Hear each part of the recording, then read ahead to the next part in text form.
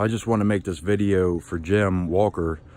I have a business, extremeaquatics.net, and it got compromised, it got hacked, and Direct Incorporation was running it, and they couldn't figure it out. It took them 3 weeks to do absolutely nothing, which they hired a security team to go in and try and fix it, which didn't happen. And I stumbled upon Jim's phone number on the web, and I called him, and instantaneously he got the information he needed from Direct Incorporation. And within 2 hours, my website was back up and running.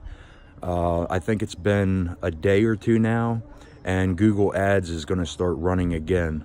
I just want to thank Jim for everything he did, and I'm making this video for him because if it wasn't for him, I wouldn't know what to do. There's not very many web security people out there, so hats off to Jim. Thank you so much for all you did, and keep doing it.